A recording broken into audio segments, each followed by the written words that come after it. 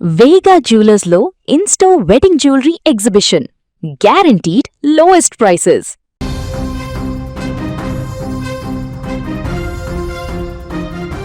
తమిళనాడులో కొత్త ముఖ్యమంత్రిగా విజయ్ దళపతి ప్రమాణ స్వీకారం చేశారు.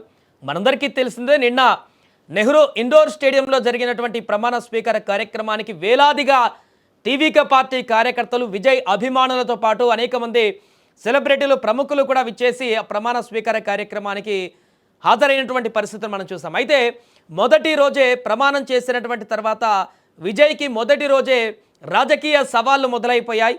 అక్కడ ప్రమాణం చేసిన తర్వాత ప్రసంగిస్తున్నటువంటి విజయ్ రాష్ట్ర బడ్జెట్ గురించి ప్రస్తావించారు. లోటు బడ్జెట్తో అక్కడ తమిళనాడులో పాత ప్రభుత్వము తక్కువ బడ్జెట్ అప్పుల ప్రభుత్వంగా మార్చేసింది, అప్పుల రాష్ట్రంగా మార్చేసిందని వ్యాఖ్యానించగా అక్కడ డిఎంకే అధినేత స్టాలిన్ రంగంలోకి దిగి కౌంటర్ అటాకులు చేయడం జరిగింది. ఆ తర్వాత తాజాగా నిన్న మిత్రపక్షాలైనటువంటి విజయ్కి సపోర్ట్ చేసినటువంటి వామపక్షాలు వీసీకే పార్టీ నుంచే తీవ్ర ఆగ్రహం వ్యక్తం చేసినటువంటి పరిస్థితి ఏర్పడింది. విజయ్ అక్కడ కార్యక్రమంలో జరిగినటువంటి కొన్ని పరిణామాలపైన సిపిఐ, సిపిఎం వామపక్ష పార్టీలు, వీసీకే పార్టీ తీవ్ర ఆగ్రహాన్ని వ్యక్తం చేశాయి. అంతేకాకుండా విజయ్ ప్రభుత్వాన్ని వివరణ కూడా కోరాయి. ప్రమాణ స్వీకార కార్యక్రమంలో ఇంత దారుణమైనటువంటి అవమానం జరగడం పట్ల ఆగ్రహించినటువంటి వారు నేరుగా ప్రభుత్వానికి ఫిర్యాదు కూడా చేయడం జరిగింది. అసలు ఏం జరిగింది అన్నటువంటి విషయానికి వస్తే, నిన్న అక్కడ నెహ్రూ ఇండోర్ స్టేడియంలో ప్రమాణ స్వీకారం జరిగినటువంటి కార్యక్రమం చివరన రాష్ట్రగీతం, తమిళనాడు రాష్ట్రగీతం ఏదైతే ఉందో అది కార్యక్రమం చివరన పాడారంటూ ఇది రాష్ట్రగీతాన్ని అవమానించారనేటువంటి ఒక ఆగ్రహాన్ని వ్యక్తం చేయడం జరిగింది. సాధారణంగానే తమిళ్ అంటే ప్రాంతీయతత్వానికి ఎంత ప్రియారిటీ ఇస్తారో మనందరికీ తెలిసిందే. సో ఈ సందర్భంలో ఆ యొక్క రాష్ట్రగీతాన్ని చులకన చేశారు, చివరిలో పెట్టేశారు, రాష్ట్రగీతానికి హేళన చేశారు, అవహేళన చేశారు అనేటువంటి విధంగా ఇప్పుడు వామపక్షాలు, వీసీకే పార్టీకి సంబంధించినటువంటి ఎమ్మెల్యేలు తీవ్ర ఆగ్రహాన్ని వ్యక్తం చేశారు. అంతేకాకుండా తాజాగా నిన్న క్యాబినెట్లో మంత్రిగా ప్రమాణం చేసినటువంటి అర్జునకి కూడా వారు ఎందుకు ఇలా చేశారు, వివరణ కావాలి, రాష్ట్రగీతాన్ని అవహేళన చేశారంటూ ఆయనను, మంత్రిని కూడా అడగడం జరిగింది. వీరు దీనికి వెంటనే కొత్తగా ఎంపికైనటువంటి మంత్రి అర్జున కూడా వెంటనే రెస్పాండ్ అయ్యారు. ఆయన కూడా స్పందించారు. ఈ యొక్క ఘటన పట్ల మేము కూడా విచారం వ్యక్తం చేస్తున్నారు, అలా ఎలా జరిగిందో మాకు కూడా తెలీదు, అక్కడ అవహేళన చేయాలనేటువంటి ఉద్దేశం ఏమాత్రం కూడా ప్రభుత్వానికి లేదు. ఖచ్చితంగా ప్రభుత్వము ఈ విషయం పట్ల సానుకూలంగానే ఉంది, మీరు చెప్పినటువంటి డిమాండ్కి సంబంధించి అండ్ అధికారులకు దీనికి సంబంధించినటువంటి ఆదేశాలను కూడా ఇవ్వడం జరిగింది. అర్జున వెంటనే వివరణ కోరారు.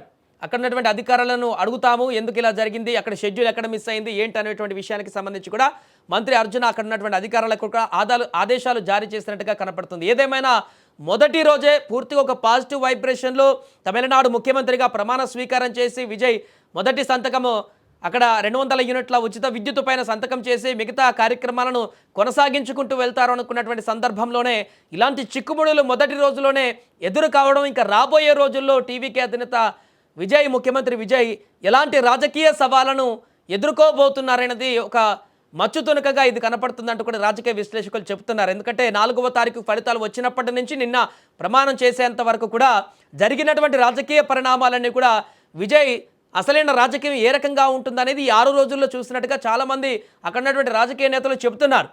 సింగిల్ లార్జెస్ట్ పార్టీగా అవతరించినప్పటికీ కూడా మ్యాజిక్ ఫిగర్ దాటకపోవడంతో మిగతా పార్టీలకు సంబంధించిన మద్దతు కావాల్సి వచ్చింది. వారు చెప్పిన దానికి వినాల్సిన పరిస్థితి, వారిని ఒప్పించాల్సిన పరిస్థితి, రకరకాల రాజకీయ ఎత్తుగడలను చూశారు ఈ 6 రోజుల్లోనే ముఖ్యమంత్రి విజయ్.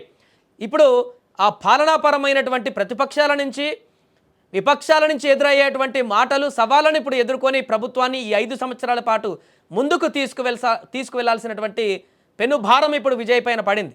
ఈ నేపథ్యంలో 6 నెలల వరకు డిఎంకే ప్రధాన ప్రతిపక్షం అయితే డిఎంకే 6 నెలల వరకు వేచి చూస్తామని చెప్పారు. ఆ తర్వాత ఫుల్ ప్లెజ్డ్గా ప్రభుత్వాన్ని విమర్శించడమో, విజయ్ నిర్ణయాలని ప్రశ్నించడమో రకరకాలవి చేస్తూ ఉంటారు. కానీ ఇప్పుడు సొంతగా వారికి మద్దతు ఇచ్చినటువంటి మిత్రపక్షాల నుంచి ఎదురవుతున్నటువంటి ఈ యొక్క ప్రశ్నలు కానీ, ఆగ్రహావేశాలు కానీ ఏ రకంగా సద్దుమణిగిస్తారు, ఏ రకంగా కలిసి ముందుకు వెళ్తారనేది ప్రశ్నగా మారింది. ఆల్రెడీ వీసీకే చెప్పడం జరిగింది, ఒక పార్టీ మేము డిఎంకే అధినేత స్టాలిన్ చెప్పిన దానికి తలొగ్గే ఆయన మద్దతు ఇవ్వమన్నారు కాబట్టి మేము మద్దతు ఇస్తున్నాము టీవీకే పార్టీకి అంటూ బహిరంగంగానే చెప్పారు. అంటే అక్కడ స్టాలిన్కి అనుచరులుగా ఉన్నటువంటి వీళ్ళు ఇప్పుడు టీవీకే పార్టీకి మద్దతు ఇస్తూ ఉన్నటువంటి పరిస్థితి. ఒక రకంగా అక్కడ టీవీకే ప్రభుత్వంలో వీరు ఎప్పుడు ఏ సందర్భంలో ఏ రకంగా ఇరకాటం పెడతారో తెలియనటువంటి పరిస్థితి కూడా రాబోయే రోజుల్లో వచ్చే అవకాశం ఉన్నట్టుగా చెప్తున్నారు.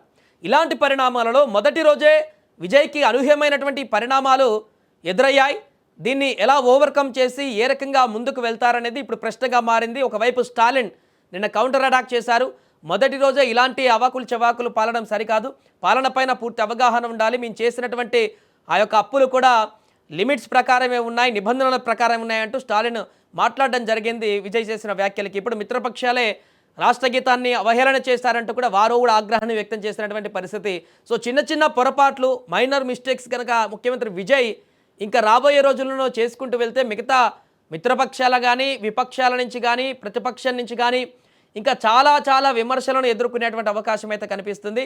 రాజకీయాలు అన్నప్పుడు విమర్శలు, ప్రతి విమర్శలు కామన్. అక్కడ జరిగేటువంటి ప్రతి కార్యక్రమానికి సంబంధించి రెండు కోణాలు ఉంటాయి కాబట్టి వీటిని ఖచ్చితంగా ప్రభుత్వంలో ఉన్నటువంటి అధికారులే, పాలకులే ఎదుర్కోవాలి. కాబట్టి ఈ యొక్క 5 సంవత్సరాలు విజయ్కి ఎలా గడుస్తుంది, ఏ రకంగా తమిళనాడులో మార్పును తీసుకురాబోతారు, అక్కడ ఉన్నటువంటి ప్రజలకు ఏ రకంగా సంక్షేమ పథకాలను అమలు చేస్తారు, తాను మేనిఫెస్టోలో పెట్టినటువంటి అంశాలను పూర్తి స్థాయిలో ప్రజలకి ఎలా తీసుకువెళ్తారు, ఇప్పుడు బడ్జెట్ తక్కువగా ఉందంటూ చెప్తున్నారు, ఆ విషయాలన్నింటినీ కూడా ఎలా సార్ట్అవుట్ చేసి ముందుకు వెళ్తారు, వీటన్నిటిపైన కూడా ఇప్పుడు పెనుభారంగా మారినటువంటి పరిస్థితులను ఎదుర్కొని ఇప్పుడు మిత్రపక్షాలే కానీ, విపక్షాలు కానీ వాటి నుంచి వచ్చేటువంటి ఇలాంటి విమర్శలన్నింటినీ కూడా ఎదుర్కొని వాటిని సార్ట్అవుట్ చేస్తూ ముందు వెళ్లాల్సినటువంటి ఒక భారం అయితే ఇప్పుడు విజయ్ పైన పడింది. ఏదేమైనా మొదటి రోజే ఇలాంటి చిన్న చిన్న డిస్టర్బెన్స్లు జరిగాయి కాబట్టి ముందు ముందు విజయ్కి ఇంకా ఎలాంటి రాజకీయ సవాళ్లు ఎదురు కాబోతాయో అనేటువంటి ఒక చర్చ అయితే ఇప్పుడు రాష్ట్ర వ్యాప్తంగా కొనసాగుతోంది.